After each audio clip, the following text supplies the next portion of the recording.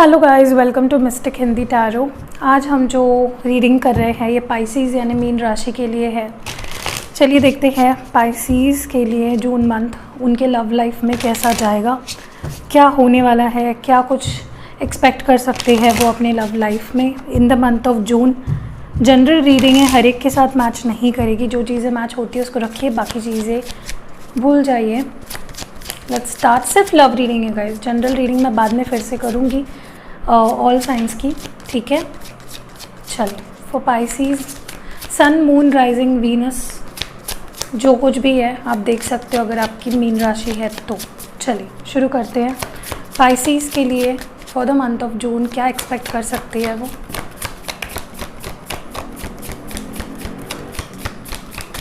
Pisces for the बहुत सारे cards आए हैं तो नहीं ले सकते। इन द मंथ ऑफ जून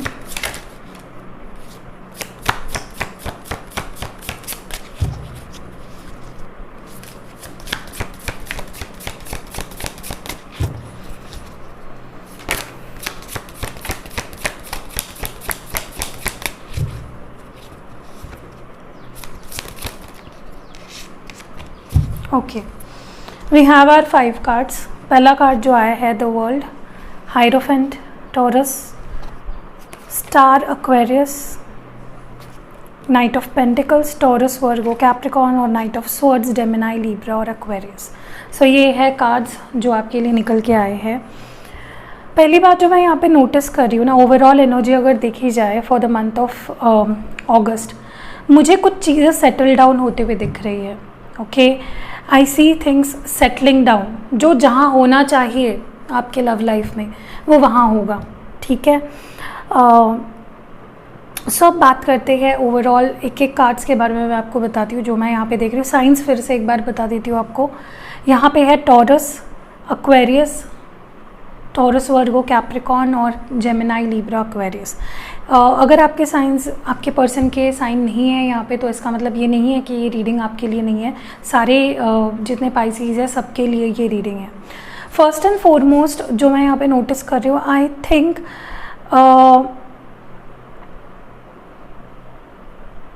काफ़ी लोग यहाँ पे लॉन्ग डिस्टेंस में हैं।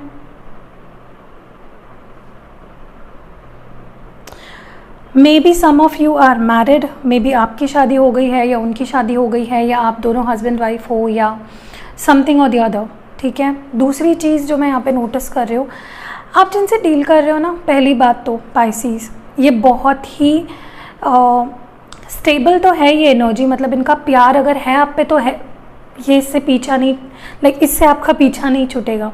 दिस पर्सन लव्स यू, ये बात आप झुटला नहीं सकते हो। एंड ये जो एनर्जी है इनकी काफ़ी स्टेबल है आपके लिए। बट प्रॉब्लम ये है, this is a very slow moving energy. जिनसे आप डील कर रहे हो ये पर्सन एक तो आपको बहुत वेट करवाते हैं या बहुत ज़्यादा टाइम ले लेते हैं, कुछ डिसीजन भी देना हो तो बहुत ही समय ले लेते हैं आपका। So this is a very slow moving energy. But अगर एक बार घुस जाते हैं आपकी ज़िंदगी में तो ड्रामा क्रिएट करते हैं। ओके, एंड एग्जैक्टली शुरुआती जो दिन हैं जून के, मुझे यही फील हो रहा है। या तो हो सकता है कि मई के एंडिंग में आपने उनकी एनर्जी फील की हो जहाँ पे वो अचानक से आपके लाइफ में आ गए, कुछ ड्रामा क्रिएट कर लिया एंड देन ले लेफ्ट। तो ये पर्सन जिनसे आप डील कर रहे हो ना, सबसे पहली बात तो ये पर्सन बहुत ही अटेंशन सीकर है। ओके, इनको पसंद है ड्रामा क्रिएट करना, ऑन एंड ऑफ करना, अटेंशन लेना आपकी। एंड वो फ्रॉम टाइम टू टाइम मुझे लगता है ये पर्सन कभी भी इन्होंने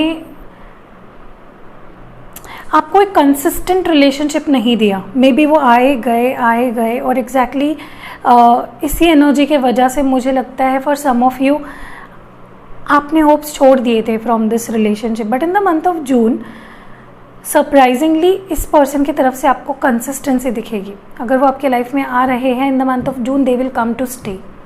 okay, maybe they will give you a committed offer क्योंकि हायरोफेंट भी है। ओके, सो येस, आप इस रिश्ते से बहुत कुछ होप्स आपने रखी है। ओके, आपने पहले से ही इस रिश्ते से बहुत हाई होप्स रखी है। आपको लगा कि this is something different. But इस पर्सन के बिहेवियर ने, हालांकि ये प्यार करते हैं आपसे और इनकी एनर्जी या इनका प्यार आपके लिए कभी ख़त्म नहीं हुआ, कभी चेंज नहीं हुआ, बट जो इनकी एनर्जी रही है ना वो काफ़ी ऑन एंड ऑफ रही है, जिसके वजह से आप वो कंसिस्टेंट एफर्ट्स इनके कभी फील आप कर ही नहीं पाए. Okay, also I think they have been a source of drama in your life, and June month में भी मुझे लगता है कि काफ़ी ड्रामा क्रिएट करने वाले हैं आपकी ज़िंदगी में. बट उसके बाद जो रिजल्ट्स होंगे उसके आप देखोगे कि स्टेबिलिटी आ गई है, कंसिस्टेंसी आ गई है रिश्ते में. वो अब आप अगर वो लौट के आ रहे हैं तो वो जा नहीं रहे हैं वापस, एंड यही तो आप चाहते हो, right? This is what exactly you have been expecting, कि वो बैठ के आपसे बात करे, आपको समझे, आपकी साइड समझे, खुद की साइड आपके सामने रखे, एंड वही पीस एंड काम एनर्जी इस मंथ में आप फील करोगे Pisces. Okay, so beautiful energy. I think for a lot of you they want to connect with you. वो आपसे दूरियां मिटाना चाहते हैं और वो दूरियां मिटाएंगे इस मंथ में आपसे. They won't keep any distance, चाहे वो फिजिकल हो चाहे इमोशनल हो. पाइसेस, पाइसेस के लिए see again, like exactly what I have been looking for. यही एनर्जी मैं फील कर रही थी. अब मैं आपको बताती हूँ क्या कुछ है. एग्जिस्टेंस है, मोरालिटी है, लेजीनेस, कंप्लीशन,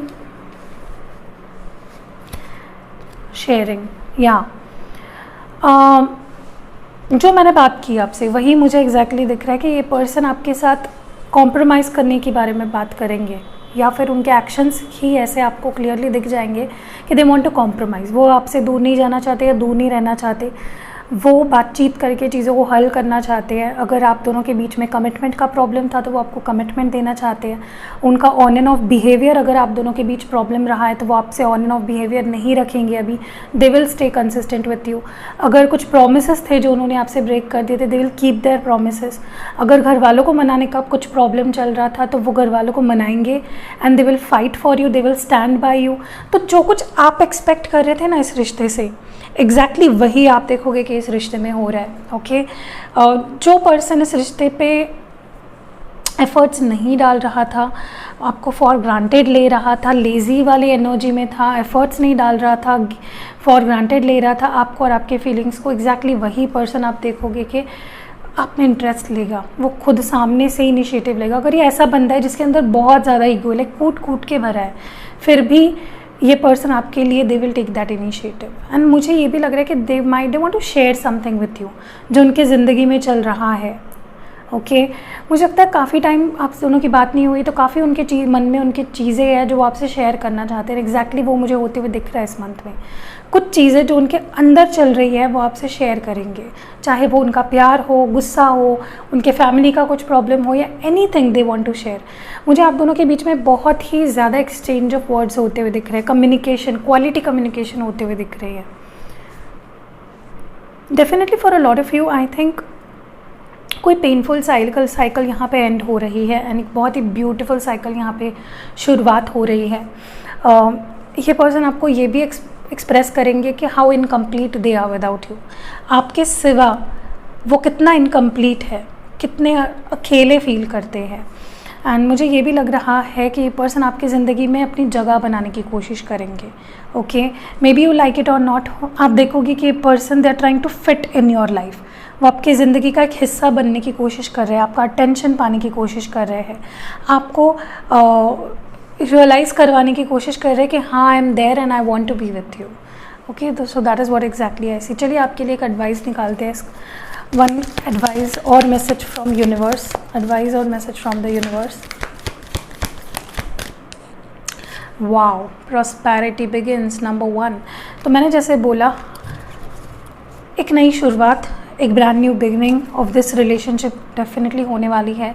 आप देखोगे कि इस रिश्ते के जिस पहलू पे इस पर्सन ने इसके पहले काम नहीं किया, इग्नोर किया, अब वो उसी चीज़ों पे काम करेंगे, ना आप दोनों टीम वर्क की तरह काम करोगे, जिसकी वजह से ये प्यार ब्लूम होगा, एंड आप देखोगे कि ये रिश्ता आगे बढ़ रहा है और ब्यूटीफुली बढ़ रहा है. Now let's see some love messages from your person. Love scrolls नहीं लेंगे हम लोग. आपको क्यों पसंद करते हैं या प्यार करते हैं, उसके लिए मैं ये कार्ड्स निकालना चाहती हूँ आपके लिए.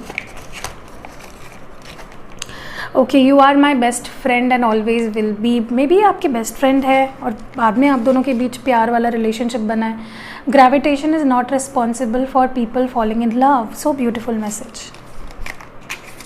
नेक्स्ट है we know we can work things out together. तो ये चीज़ों पे काम करना चाहते हैं और ये जानते हैं कि अगर दोनों काम करेंगे रिश्ते पे तो ये जो कुछ भी सिचुएशन है वो सॉर्ट आउट हो जाएगी. You value everything I share. See I told you want to share something with you. उन्हें एक चीज़ पता है कि अगर वर्ल्ड में कोई भी ना हो उनकी बात सुनने वाला, आप डेफिनेटली उनकी बात सुनोगे. And the last one is I got numb when you kiss me. तो जब भी आपको वो किस करते हैं they feel num and they उनको बहुत ही अच्छा लगता है. सो या this was it for Pisces. अगर रीडिंग आपको पसंद आई है, रेजोनेट हुई है, नीचे कमेंट्स में बताइएगा. अपने फ्रेंड्स से जो भी पाइसीज़ है उनसे आप शेयर कर सकते हो. एंड या सी यू नेक्स्ट वीडियो. अपना ख्याल रखिएगा. जून मंथ आपके लिए बहुत ही बेहतरीन, अच्छा और प्रॉस्पेरस जाए.